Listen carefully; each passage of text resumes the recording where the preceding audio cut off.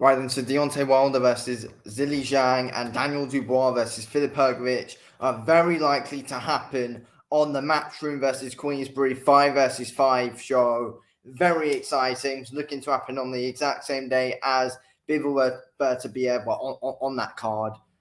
Very exciting, to be fair. Very exciting.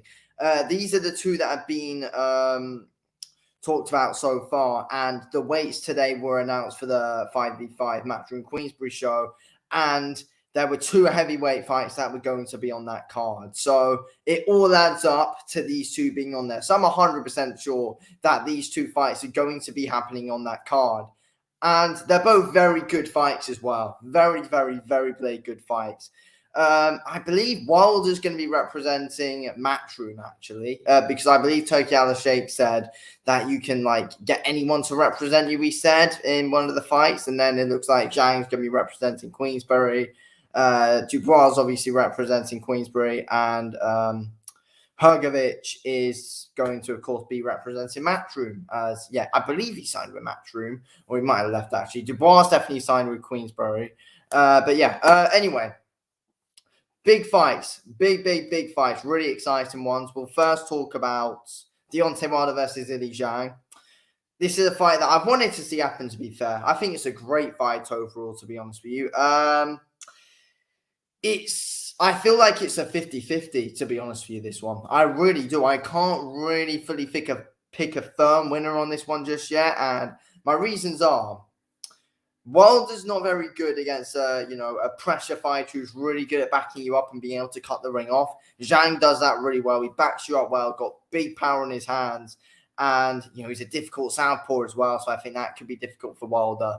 Zhang will be looking to back him up, cut off the ring, and really close down that gap and close down that distance. And Wilder won't really like that, in my opinion. That could be really hard for him to deal with. It showed in the Fury fight. It showed in the Parker fight when Fury put the pressure on Wilder. When Parker put the pressure on Wilder, neither Wilder didn't like it, and Zhang's really good at putting the pressure on. But I feel like Zhang hasn't got the movements of Tyson Fury or Joseph Parker, and Zhang has not got the cardio of Tyson Fury or Joseph Parker.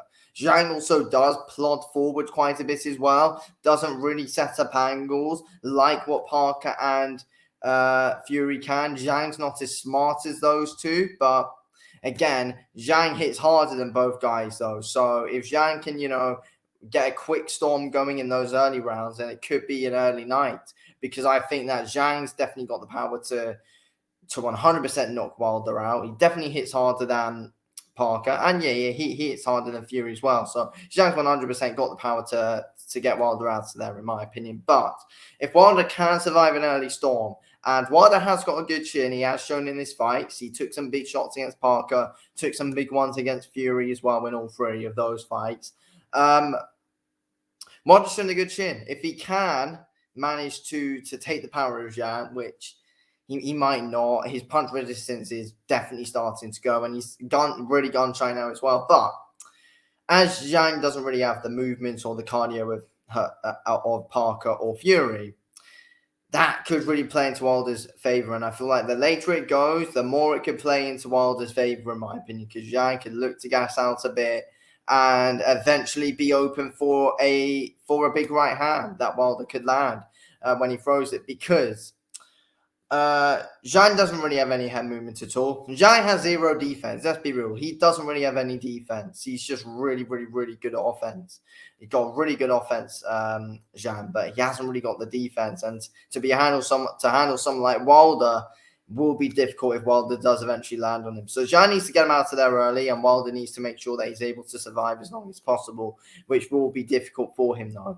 But as of now, I think it's difficult to really pick a winner on that one. But it's like, though, I could be edging 60-40 to Zhang at the moment, though. I don't know, because I was thinking Wilder. Now I'm kind of thinking Zhang, because it looks like Zhang's actually still got it. Yes, he lost to Parker, but, he still shows signs of that he had it. Parker's got one of the best chins in the heavyweight division, in my opinion. And, Zhang was able to drop Parker. I think I said Parker. Parker's got one of the best chins in the division. Zhang was able to drop him twice. And, you know, when Zhang let his hands go, he was a real threat. But and then in those later rounds, just didn't throw enough. But Wilder just didn't throw in that Joseph Parker fight at all. But it wasn't good when the pressure was getting put onto him, and that's what Zhang's going to be able to do. Zhang was able to, you know, stick Parker on the back foot for quite a bit of that fight. So I'm like, you know, he's better at control. Like, you know, Zhang can control that center ring really well and shut that gap down well. So I think, I don't know, I'd be leaning 60-40 to Zhang at this moment in time, I'd say, to be able to get Wilder out of there early. That's what I'm saying. But I'm not ruling Wilder out. I don't think he can. This could be an interesting one if he can get it late, though. But I think there's a chance we could see an early finish for Zhang inside 5 rounds, I think. Yeah. Anyway, but no, I still think Wilder can win if it does go late. But it'll be interesting to see what happens if Wilder's chin can hold up. Anyway, now on to Daniel Dubois versus Filip Hrgovic. This is a really interesting fight again. This one's a close one, I feel like. I feel like Daniel Dubois beats him, though. I do.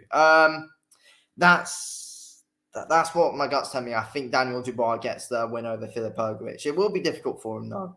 But I think Daniel Dubois will be able to control the ring here, and Hrgovic is very hittable. And Daniel Dubois has got good power as well. And, you know, he can time himself well. And I feel like it's going to be a difficult one for Hrgovic. I feel like Dubois is going to be able to be stronger than him. And, I mean, you know, it'll be interesting to see if I do think Hrgovic will be able to get the better of the exchanges on the inside. But I feel like Daniel Dubois is going to have to keep it on the outside. I don't know. We could see a similar approach to how we saw against Miller. Like, Hrgovic could be able to force a bit of a dogfight for a few rounds, but then Daniel Dubois builds his way into it. But, you know, Hrgovic is he's a higher level than Miller, though, so it will be more difficult. So Dubois definitely needs to be a lot more smart in this one than he was against Miller, and I do think he will be, to be fair. I do think he will be. But both guys have a big chance of winning this, to be fair. I hope Dubois wins because Hrgovic is boring to watch. But, yeah, it's a really good fight, though. It's a real good, fun fight. Very intriguing. You know, both fights are fairly 50-50, but I'm fairly confident that Daniel Dubois can beat Hrgovic. But again, won't be surprised if Hrgovic could pull it off, though. But I feel like Daniel Dubois mixes it up a lot better than Hrgovic does. And I feel like Daniel Dubois will be able to control the fight quite a bit with his lead hand, keep Hrgovic away. I mean, we saw Mark Demori be able to get on the inside and do a bit of work against Hrgovic, actually. So, I mean, Daniel Dubois can actually have some success on the inside. But no, ideally wants to keep it on the outside, though. Ideally wants to keep it on the outside. And you know, box a bit. Don't go straight in there going for that knockout. Dubois needs to box quite a bit behind that lead hand. He can do it well. And just control the fight with the lead hand, control it on the outside. And, you know, Daniel Dubois is going to be able to do some good work at mid-range as well. But if it gets onto the inside, though, then I think, you know, you'd probably favour Hrgovic if Hrgovic can, you know, try and force a fight on the inside, force a dogfight. If it's a dogfight, I feel like you could favour Hrgovic. I feel like Hrgovic, I'd fancy him more in a slugfest, but no, I feel like Daniel Dubois will be able to be smart here. And I hope he will be able to. But it's going to be an interesting fight, this one. But I'm going to go with Daniel Dubois winning probably mid to late rounds, in my opinion. That's what I'm going to say. But yeah, two really interesting fights we got here, and they're very likely to happen on that Matchroom Queensbury show. Very likely. It makes all the sense in the world. Two heavyweight fights, as they said. So obviously, Frank Warren picked heavyweights, and Turki Al-Sheikh did as well. So it all adds up to both these fights happening. And what fights they will be. Imagine the card: Berta Biev, Bivol main event, Wilder Zhang co-main event. Then you've got Dubois Hrgovic possibly a bit further down. Then I believe we got like a light heavyweight fight on the card as well. Featherweights on the card. I forgot what the other weight was, but yeah, we got some good ones there. I can't wait for this. Anyway, thanks for watching this video, Kean. I'll speak to you in a bit. Thanks for watching.